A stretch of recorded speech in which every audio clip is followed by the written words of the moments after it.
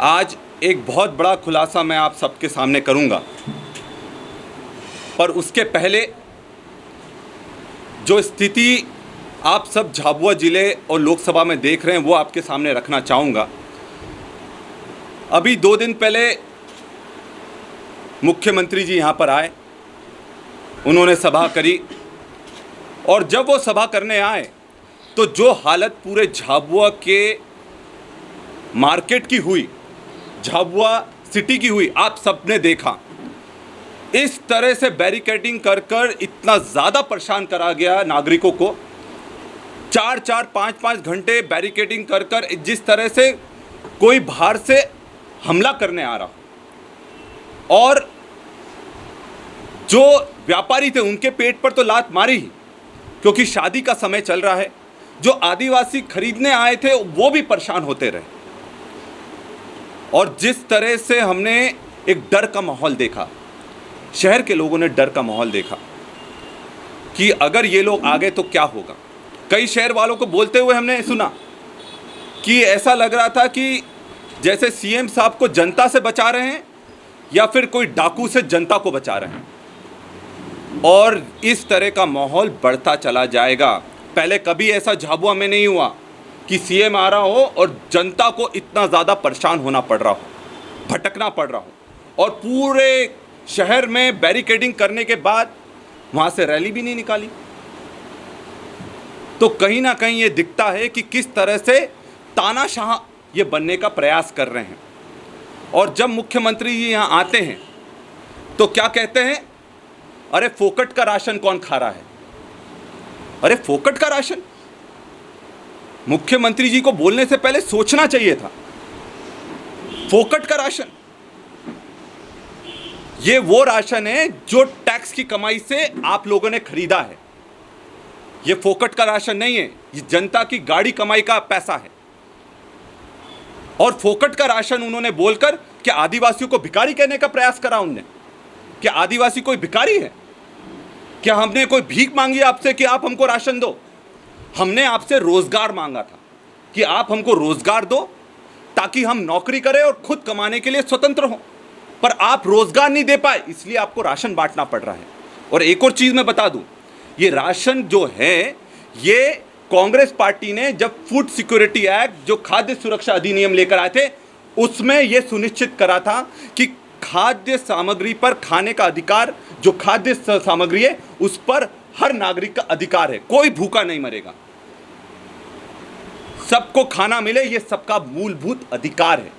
और आप सरकार के रूप में ये आपका कर्तव्य है। आप कोई हमको भीख नहीं दे रहे हैं और नहीं कोई आदिवासी भिखारी है, और ये आपने आदिवासियों के आत्मसम्मान को ठेस पहुंचाई है।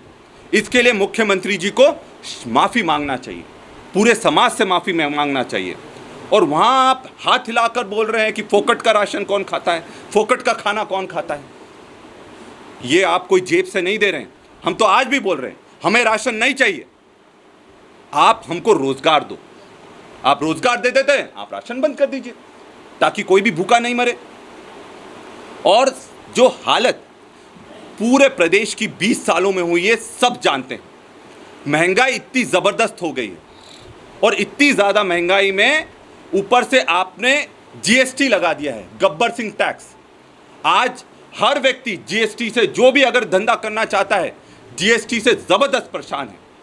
और अभी तो एक नया टैक्स आ गया है, जो सब में बात चल रही है कि बोले कि अगर ये भाजपा वाले जीत गए तो डाकू टैक्स लगा देंगे। अगर आपको जान बचानी हो तो डाकू टैक्स दो, आपको शांति से रहना हो तो डाकू टैक्स दो, आपको सुरक्षा चाहिए हो तो डाकू टैक्स दो। और ये डाकू टैक्स से ज़बरदस्त लोग भयभीत हैं, क्योंकि जो अलीराजपुर में तो यही चलता है, डाकू टैक्स। आप पैसा दो, आप तभी आपको सुरक्षा मिलती है, नहीं तो आपका कब क्या आपके साथ हो जाए आपको पता नहीं है। और पूरा आतंक का माहौल चल रहा है, कानून व्यवस्था पूरी तरह से ध्वस्त हो गई है, सिर्फ जिले में ही नहीं, पूरे मध्य प्रदेश में। और ये जो मैं खुलासा आपके सामने करना चाह रहा हूं, ये उसी से संबंधित है। अभी कल हमारे सामने एक जबरदस्त शर्मनाक वाकया आया, जिसमें एक हमारी बेटी के साथ आदिवासी बेटी के साथ, 10 साल की आदिवासी बेटी के साथ नागर सिंह जी के परिवार के लोगों ने बलात्कार करा। नागर सिंह जी के परिवार के व्यक्ति ने बलात्कार 10 साल की आदिवासी बेटी के साथ करा। शर्म आना चाहिए। हमारे समाज की ये रीति नीति नहीं है, ना ही हमारी अंचल की रीति नीति है। बाहर पहले ही हम सुनते थे कि एक कभी 5 साल की बच्ची के साथ हो रहा है, 6 साल की बच्ची के साथ, पर पहली बार हमारे जिले में इस तरह का घिनौनी हरकत हुई है और उसमें नागर सिंह जी का परिवार खुद शामिल हो रहा है। तो इसमें नागर सिंह जी को स्पष्टीकरण देना होगा। कौन लोग थे? एफआईआर में नाम है, एफआईआर में नाम है। जिस व्यक्ति ने करा है उसका एफआईआर में नाम है। और अब मैं नागर सिंह जी से पूछता हूं और भाजपा से पूछता हूं, क्या यही संस्कार भारतीय जनता पार्टी के हैं, जिस संस्कारी पार्टी को बोला जाता है? और सबसे बड़ी दुख की बात यह है, उसको दबाने की कोशिश की गई। कल लीपा पोती करने का कोई प्रयास नहीं छोड़ा गया। हमने बात करी एसपी से, तब जाकर एफआईआर हुई है और उन लोगों को पकड़ा गया है। पर मेरा यह सवाल है, क्या आरोपियों के घर पर अब बुलडोजर चलाएंगे?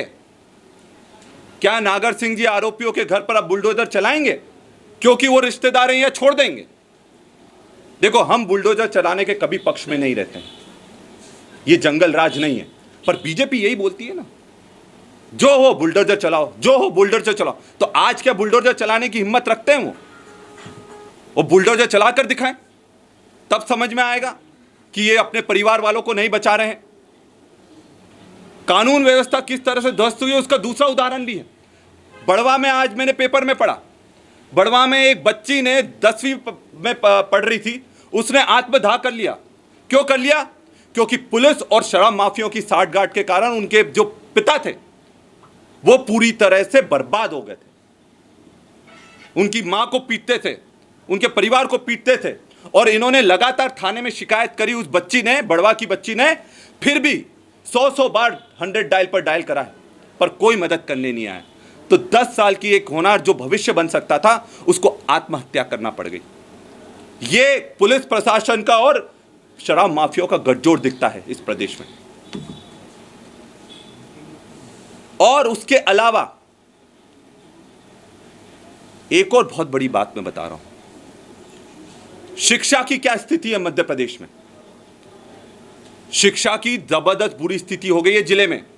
और आपको यह जानकर बहुत दुख होगा कि पूरे जिले में, चाहे झाबुआ हो, अलीराजपुर हो, सबसे कम passing rate higher secondary school में, पता है आपको कहां का है?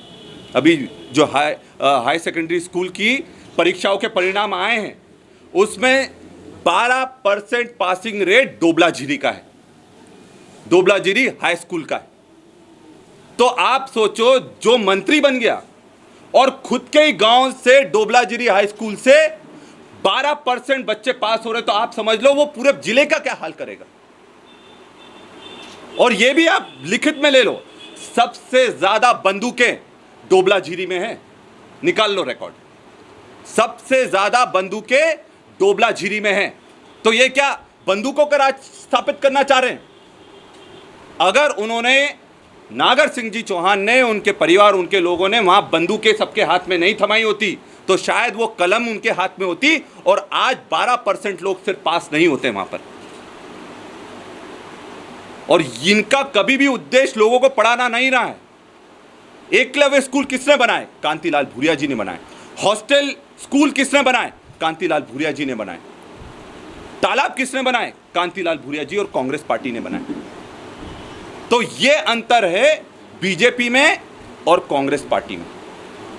और मैं आप सबसे ये निवेदन करता हूं, आप इस बात को घर घर तक पहुंचाएं, क्योंकि जिस तरह से पत्रकारों को डराने का काम करा जा रहा है, जब उस हमारी बहन के साथ ये बलात्कार हुआ, 10 साल की बच्ची के साथ बलात्कार हुआ, इनके लोगों ने फोन कर कर पत्रकार को डराने की कोशिश करी कि कोई भी ये खबर छापे नहीं, और अगर ये खबर छापी तो ठीक नहीं होगा। इस तरह का धमकाने का काम इन लोगों ने करा है। पर मैं पत्रकार साथियों को मैं सलाम करता हूं, उसके बाद भी उन्होंने ये इस खबर को छापा है और जो जनता की आवाज़ है उसको बुलंद करने का काम करा है।